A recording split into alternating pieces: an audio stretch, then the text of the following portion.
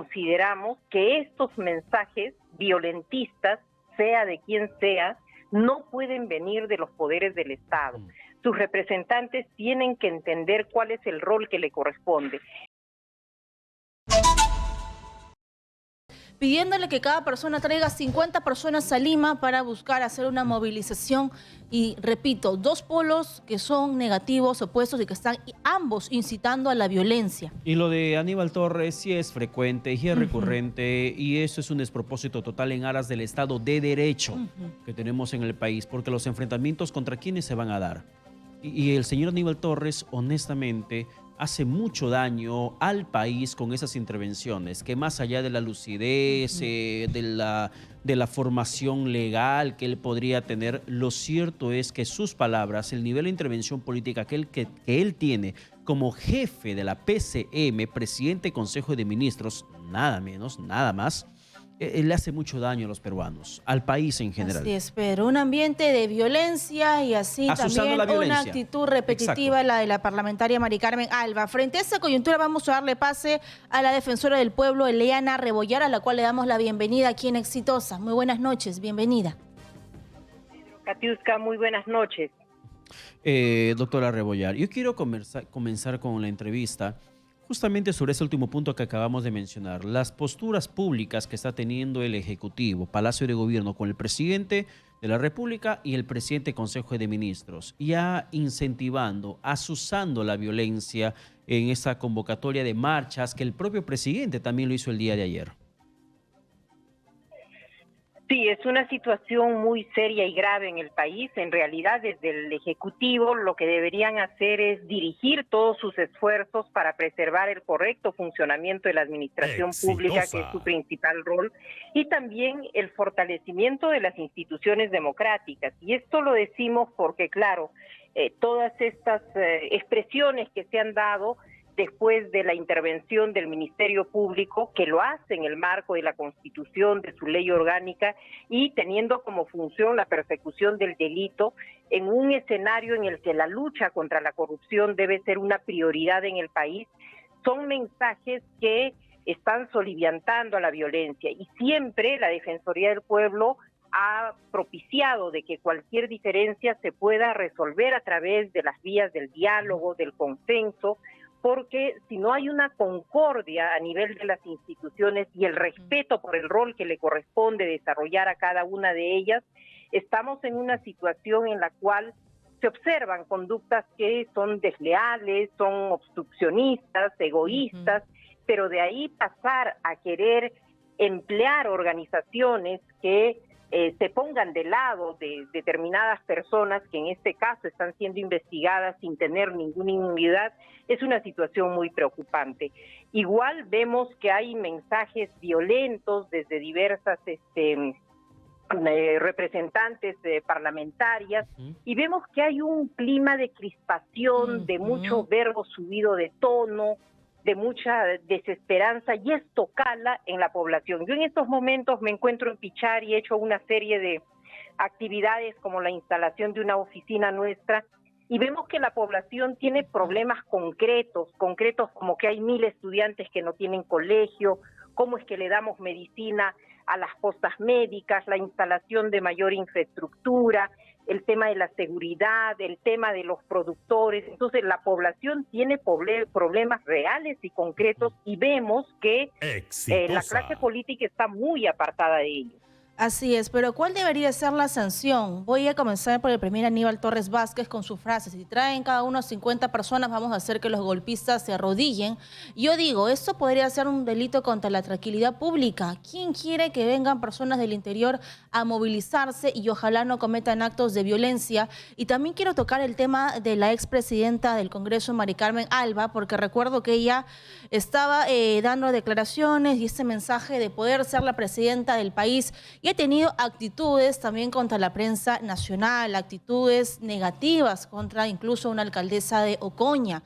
Entonces hay que sancionarlos. No podemos permitir de que porque son parlamentarios o porque es un premier puedan seguir asusando a la violencia. La gente se contagia de eso y los peruanos nos vemos enfrentados. En realidad nosotros desde la Defensoría del Pueblo consideramos que estos mensajes violentistas, sea de quien sea, no pueden venir de los poderes del Estado. Sus representantes tienen que entender cuál es el rol que le corresponde.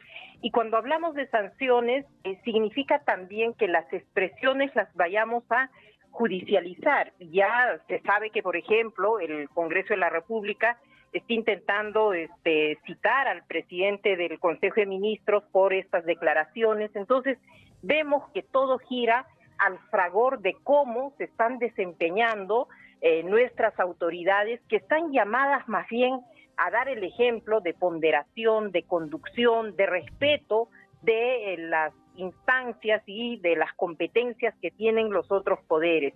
Y en esto, para nosotros ha sido desde la Defensoría del Pueblo muy preocupante, porque claro, el mensaje inicial dado por el presidente de la República daba cuenta como que el Ministerio Público estaba actuando políticamente, y nosotros somos convencidos de que se tiene que respetar de un poder a otro, entre organismos autónomos, todas las instituciones, todo estamento público tiene que respetarse. Claro, Entonces, pero doctora Rebollar, de sanción, sí.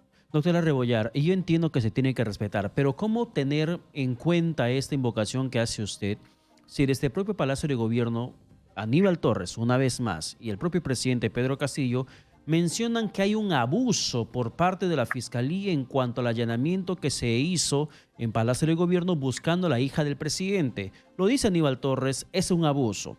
Y acusa además de situaciones irregulares a la fiscal de la Nación como proteger a su hermana.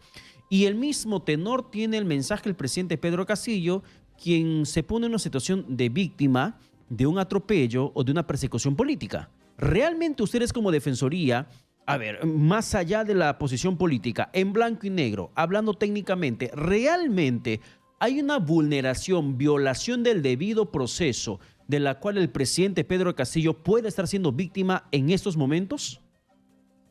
Nosotros consideramos que el Ministerio Público está cumpliendo el papel que le corresponde con objetividad y en el marco de la Constitución y su ley orgánica. Y esto lo señalamos porque, claro, el pedido de detención preliminar, el allanamiento ha sido solicitado por el Ministerio Público y concedido por el juez.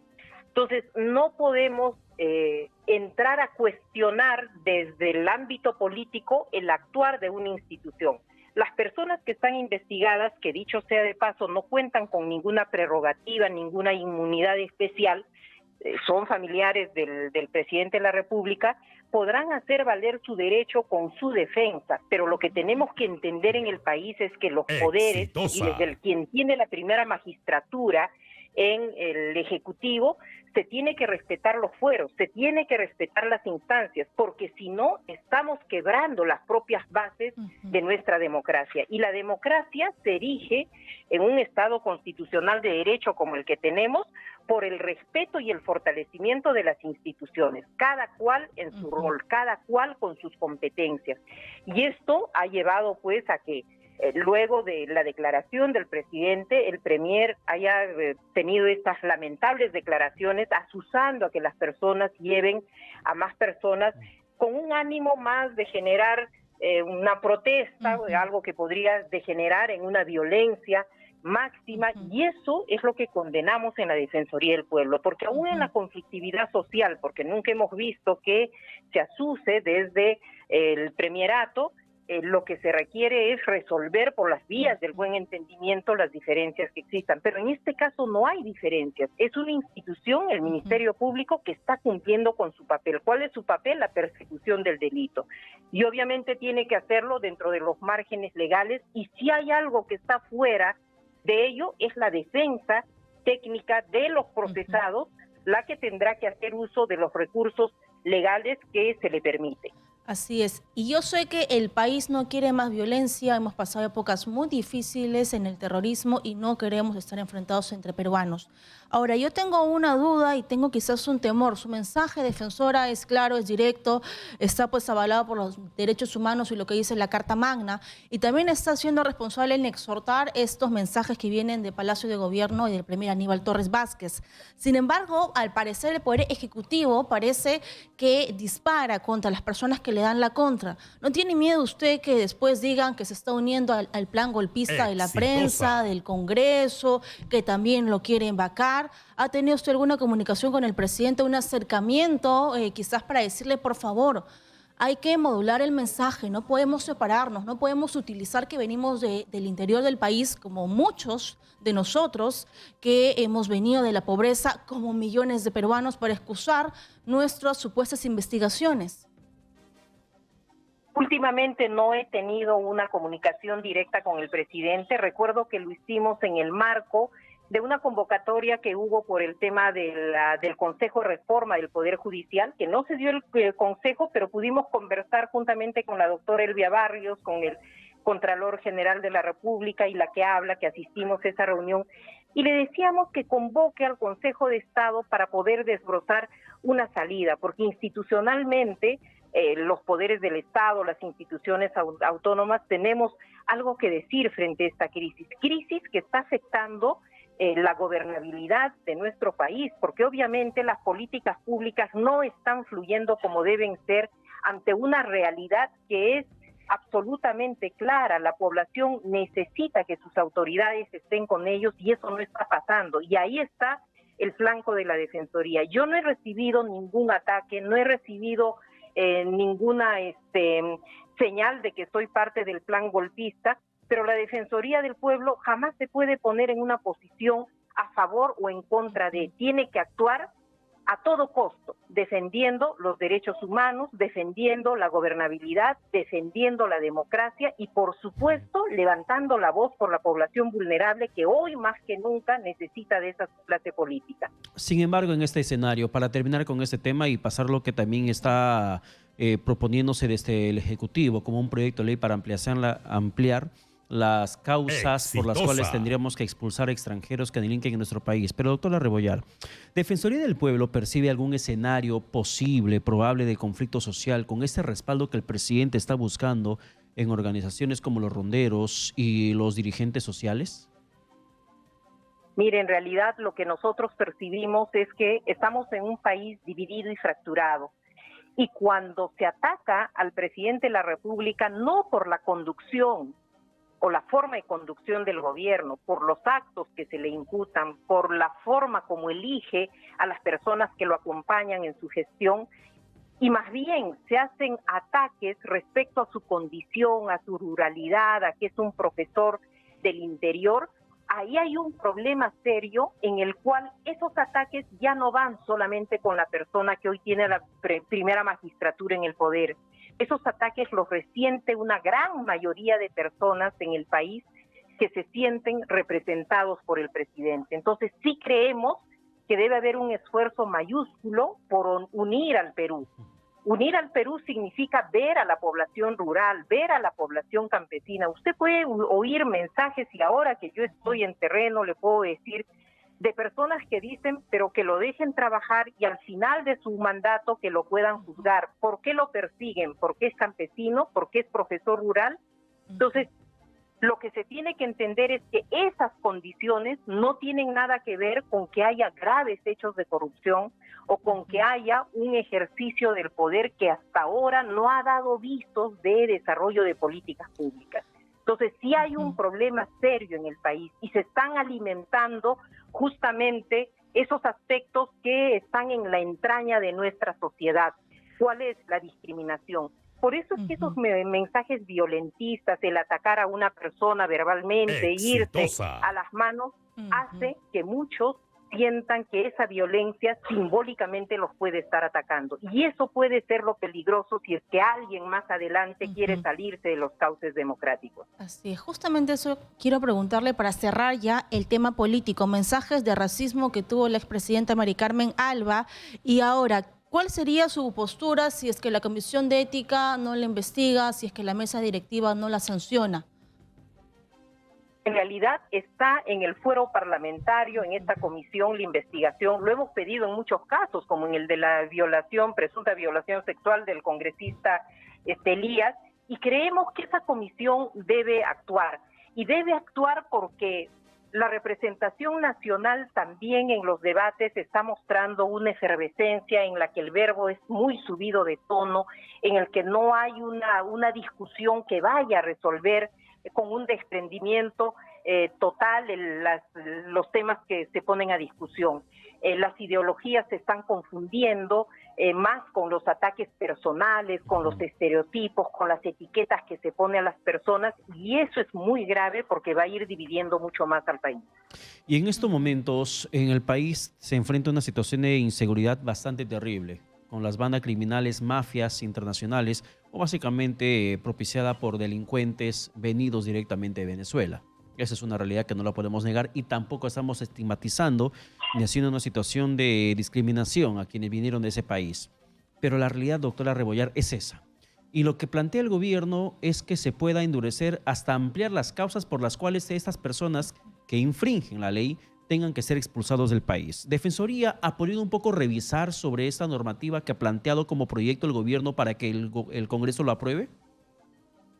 Sí, nosotros tenemos una posición contraria de rechazo a este proyecto por varias razones. En primer lugar, la expulsión es una medida que se da para personas en movilidad humana, que pueden ser migrantes o que pueden ser refugiados, tener el estatus de refugiados, cuando se dan todas las condiciones, por ejemplo, de ser procesados, sancionados, condenados y de cumplir una pena en el país donde cometen el delito. Y esto tiene una protección internacional. En ese sentido, el hecho de estas expulsiones es totalmente contrario al marco de los derechos humanos y es una medida absolutamente desproporcional. Por eso es que la Defensoría del Pueblo hará llegar, aparte de haber expresado públicamente su rechazo a la norma, porque ya nos habíamos pronunciado en contra de aquella anterior que ponía restricciones para el ingreso de personas e inclusive ponía restricciones para alquiler de viviendas si no tenían la condición de legales. Pero esta última es una situación absolutamente vulneradora de los derechos de las personas migrantes. Cuando llegue al Congreso haremos llegar un informe jurídico defensorial dando cuenta de todo ello, porque hay un marco de protección internacional. Los extranjeros en el país tienen un estatus, y también hay que señalar que para la lucha contra la inseguridad ciudadana no es que los venezolanos sean los grandes responsables de los delitos.